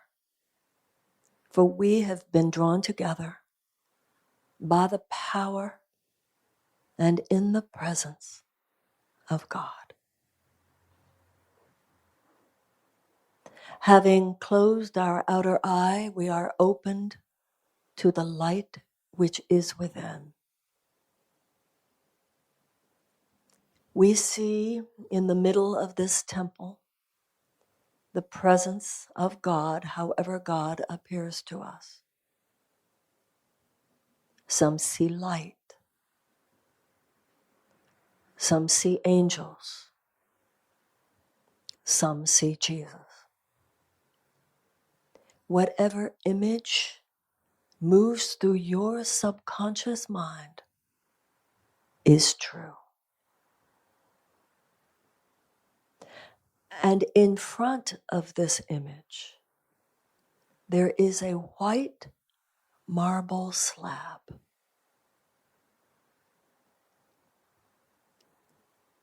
And you see with your inner eye as you yourself walk up to the slab. And your clothing miraculously falls away. And you lie down upon your back on this slab, which when you lie down upon it is soft as a feather.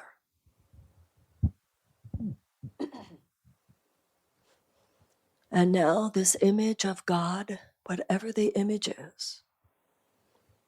is one likened to Jesus himself putting his hands up above and over you.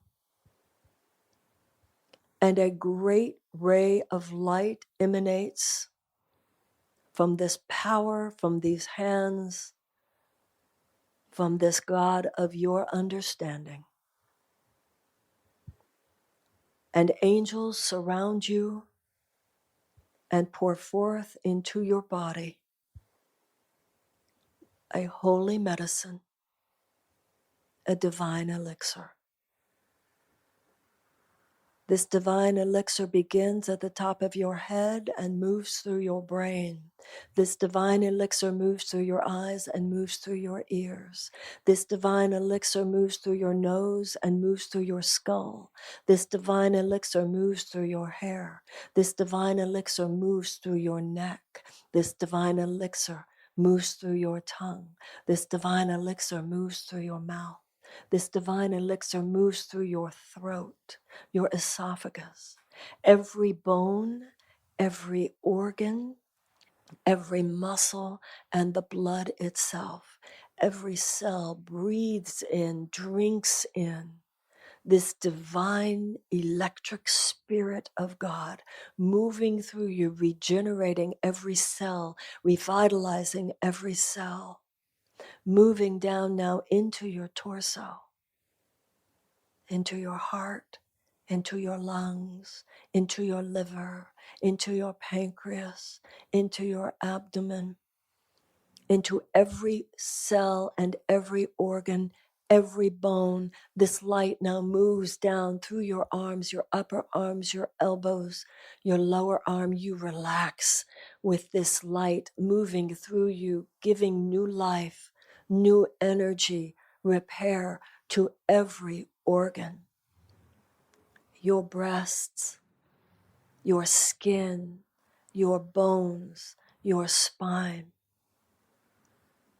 your cervix, your vagina, your buttocks, your penis, every part of your body healed, repaired, the cells drinking in this energy, this life, God's most holy restoration of your physical self, moving down now through your thighs, moving down, rushing through the blood, revitalizing the blood, the knees, the lower legs, the ankles, the feet, the toes, the fingers, the hands, the skin.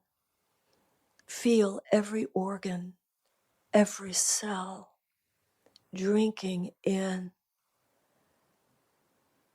new breath, new life, new light, new health. As now we dedicate our bodies and we apologize to ourselves for stress we have put on our bodies, for ways that we have not fed it and nourished it and taken care of it the way we might. And we appreciate in this moment the precious gift it is. And it is as though we are standing looking at our bodies on this slab. And we give thanks for the body. And we commit ourselves to its nourishment and its nurturance and its care. And we receive this healing.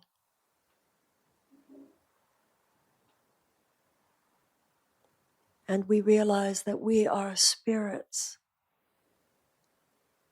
The body, a suit of clothes, a priceless treasure.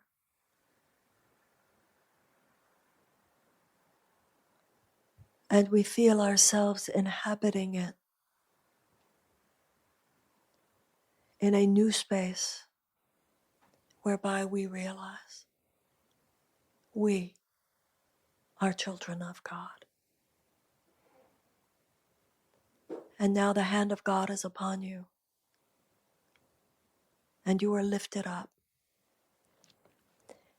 And you place in God's hands your burdens, and you place in God's hands your weakness, and you place in God's hands your past, and you place in God's hands your present, and you place in God's hands your future, and you place in God's hands your defects, and you place in God's hands your despair, and you place in God's hands your loneliness, and you place in God's hands your strength, and you place in God's hands your successes, and you place in God's hands your intelligence, and you place in God's hands your talents.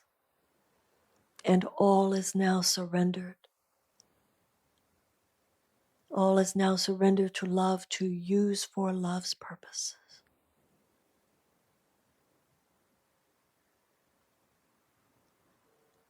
You surrender more deeply, more willingly, more consciously than ever before. All that you have and all that you are. And God Himself accepts the invitation. And in this moment you are lifted. You are lifted from your weakness into your strength.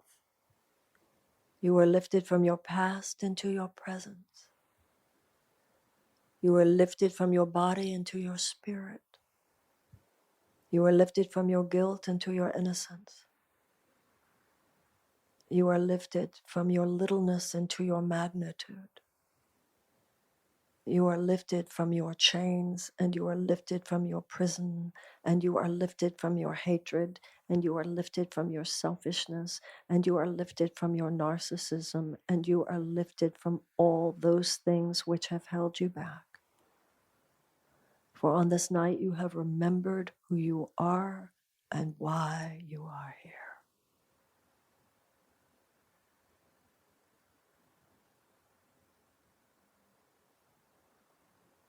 And you shall no longer be who you used to be, for you ascend tonight to who you are.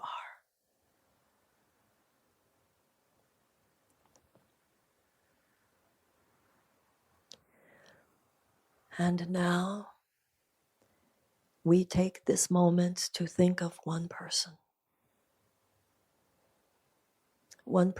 with whom there is difficulty, one person with whom the unity has been rent,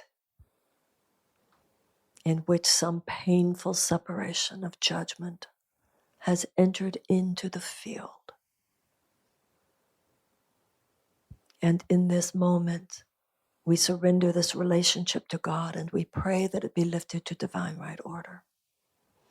We place it on the altar and pray that it be lifted high above all the walls that would divide us. May a great wave of forgiveness come upon us. May they see only the innocence in you, and may you see only the innocence in them.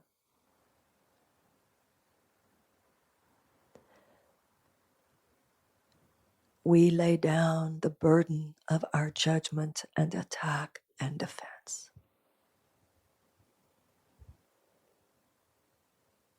That now this relationship might be reborn.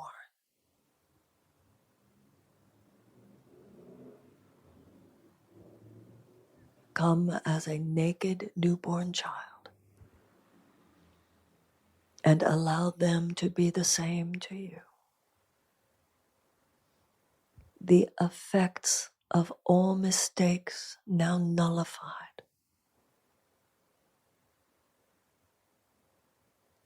For they were only illusions.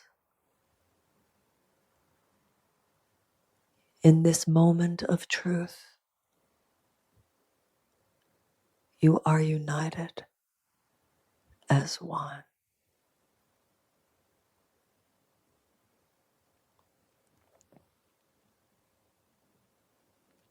And now gaze into their soul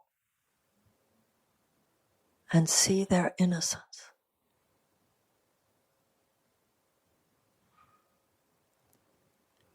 And now gaze beyond them. And with your inner eye, gaze into the innocence and the brilliance and the glory and the love of every person in this room.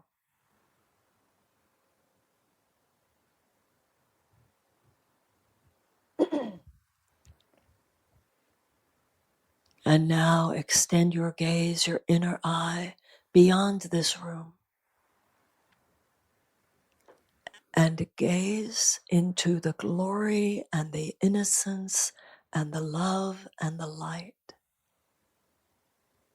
of every soul in Los Angeles.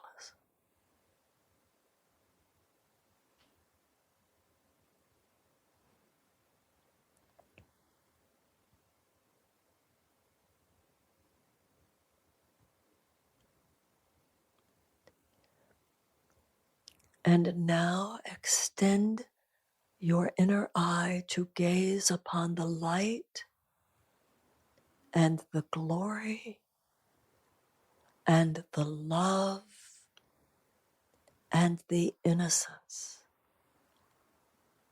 of the billions and billions of souls who inhabit this earth with you.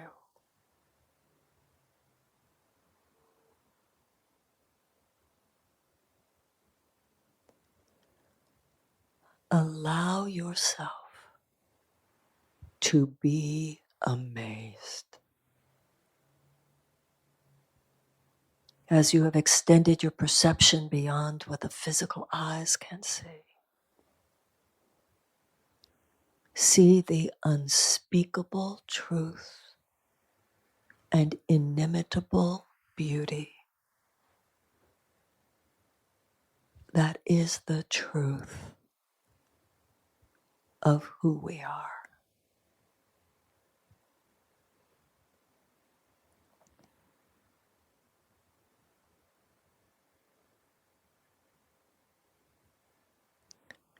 And notice that the light in each of us is one with the light in all of us.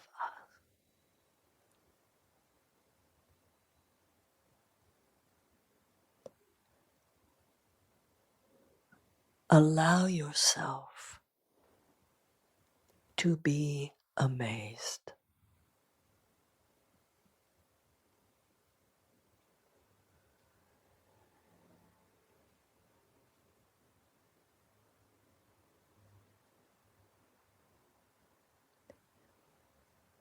And now you have assumed your function. You have remembered your purpose. You have remembered who you are.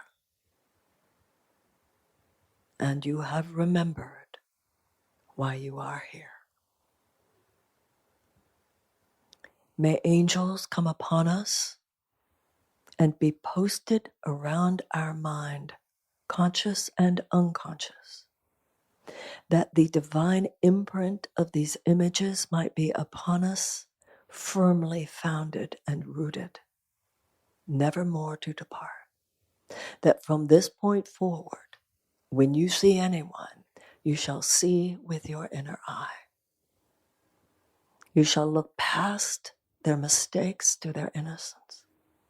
You shall look past their shortcomings to their beauty. And in your presence, they shall be reminded. And they will see a light in you that you have chosen to see in them. And they will wonder at your power. And they will wonder at your glory.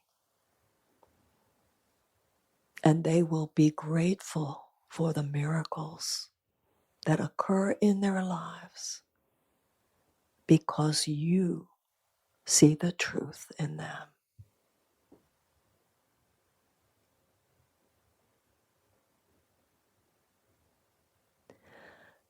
Such a holy night this is, that together we are reminded there is a life beyond this world. There is a light beyond this darkness. There is a truth beyond these illusions. There is a glory beyond this chaos.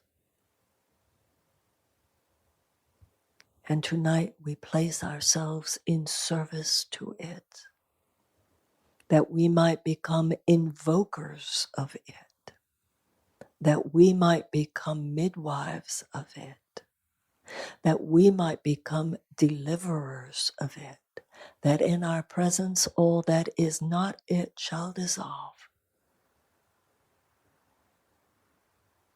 For such is our task.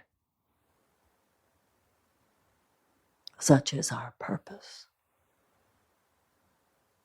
Such is our mission.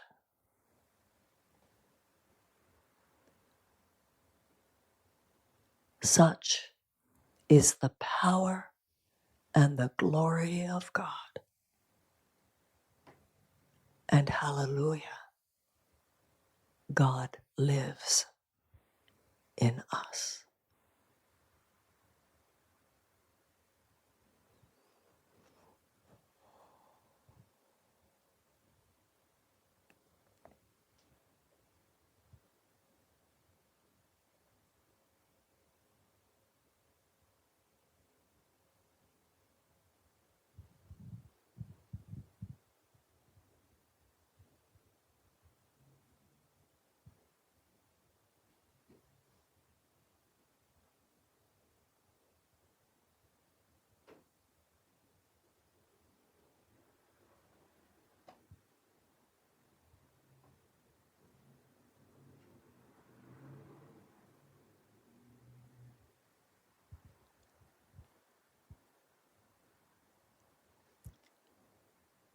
Gently prepare yourself for when you open your outer eye, you shall be changed. And let us remember that on this night, we prayed that God come upon us. And as we see in the future how these changes are manifest, let us remember to give thanks. Sending our love and our best wishes to one another. Sending our love and our gratitude to Tal and to this place, and praying that it be blessed. Together, we say, Amen. DENtalks is produced by Mike Burns, Nicole Rappi, Reem Edon, and music is by Alex Fetter. If you haven't subscribed, please do. And also, wherever you listen, please go and leave us a review. It's so greatly appreciated. It really does help us out. If you want to keep talking about all this stuff, please join our community on our secret Facebook page. Go to Facebook, search DENtalks Podcast, and join us there.